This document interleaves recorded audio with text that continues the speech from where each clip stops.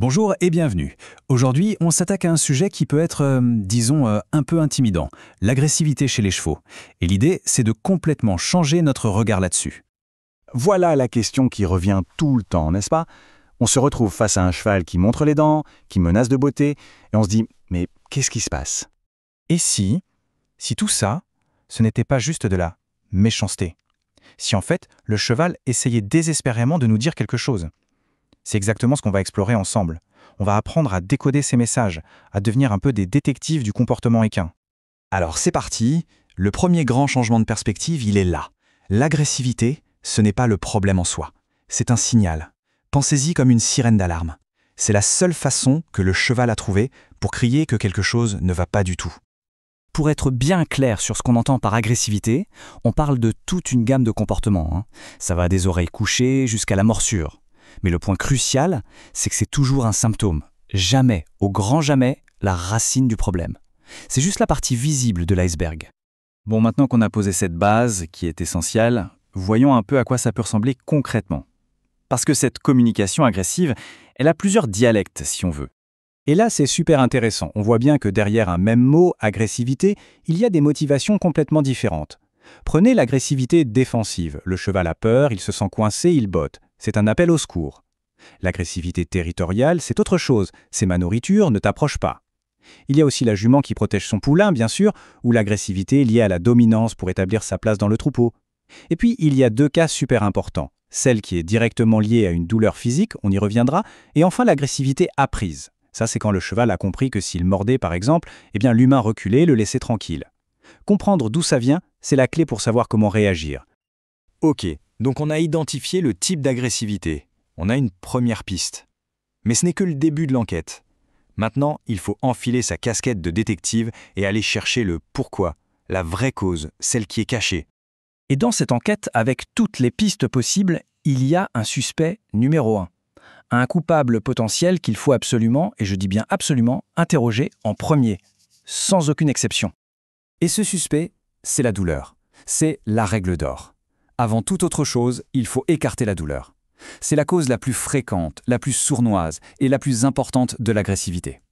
Donc la toute première étape, celle qui n'est pas négociable, c'est un examen vétérinaire complet.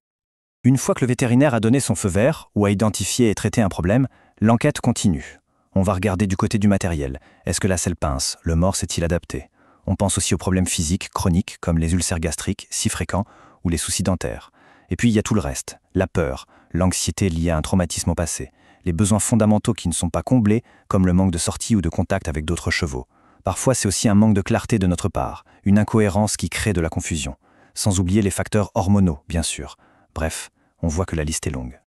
Ce qui est rassurant, c'est qu'un cheval n'explose presque jamais sans prévenir. Il y a toujours des signaux avant-coureurs, des chuchotements avant le grand cri. Le tout, c'est d'apprendre à les entendre. Alors justement, voyons comment on peut affûter notre regard pour capter ces indices. Et pour ça, le premier endroit où regarder, c'est son visage, en particulier les oreilles et les yeux. Ce sont de véritables baromètres de son état émotionnel. Ils nous disent tout, bien avant que le reste du corps ne s'en mêle. Qu'est-ce qu'on cherche à voir? Eh bien, des oreilles complètement plaquées en arrière, contre la nuque. C'est un signe très clair de colère ou de grande peur. Le blanc de l'œil qui devient très visible, ce qu'on appelle parfois l'œil de baleine. Un regard qui se fige, qui devient dur, ou encore des pupilles très dilatées. Tous ces signes, ce sont des néons rouges qui clignotent et qui disent « Attention, je suis au bout du rouleau, j'ai besoin d'espace ». Après le visage, on regarde le reste du corps. Si les yeux et les oreilles sont les chuchotements, la tension dans la bouche et le corps, là le volume commence à monter. On passe à un avertissement plus sonore, disons. On va donc observer une bouche qui se pince, des lèvres toutes fines et serrées. Parfois, le cheval va jusqu'à montrer les dents. L'encolure devient raide comme un piquet. Tous les muscles du corps sont contractés. Et puis il y a la queue, une queue qui fouille nerveusement, qui claque dans l'air, ce n'est jamais anodin. Chacun de ces signaux est une étape de plus sur l'échelle de l'agressivité. On est vraiment dans les derniers avertissements avant une réaction physique. Alors, une fois qu'on a rassemblé toutes nos preuves, qu'on a une bonne idée de la cause du problème, on peut enfin passer à l'action. On va construire un plan, étape par étape, pour gérer la situation de manière sûre et constructive. Et ce plan, il est assez logique en fait. Étape 1, on l'a dit, l'intervention vétérinaire. On règle tout ce qui est douleur, c'est la base de tout. Étape 2, l'environnement. On s'assure que les besoins fondamentaux du cheval sont comblés. Du mouvement, des copains, du foin à volonté, ça change tout. Étape 3, l'éducation. On établit un cadre clair, cohérent, basé sur la confiance et le renforcement positif. Et enfin, étape 4, il ne faut jamais hésiter, si le cas est complexe ou dangereux, on fait appel à un professionnel, un vrai comportementaliste équin. Et pendant tout ce processus, notre réaction sur le moment est absolument capitale. L'erreur classique, c'est de punir le cheval. En faisant ça, on punit juste le signal d'alarme, on ne résout rien. La bonne approche ? D'abord, la sécurité. On crée de l'espace, on ne se met pas en danger. Ensuite, on essaie d'identifier ce qui a déclenché la réaction pour le supprimer. On reste calme, on ne rajoute pas notre propre colère dans l'équation. Et surtout, on est cohérent. On ne veut ni punir le message, ni récompenser le comportement en cédant à chaque fois. Au final, on en revient toujours à cette idée centrale qui change tout. L'agressivité, ce n'est pas le vrai problème. C'est simplement le symptôme. C'est cette fameuse alarme qui sonne pour nous dire « Hey, il y a un incendie quelque part, viens voir !» La vraie question à se poser, ce n'est donc plus « pourquoi mon cheval est méchant ?», mais « qu'est-ce que mon cheval essaie de me dire ?»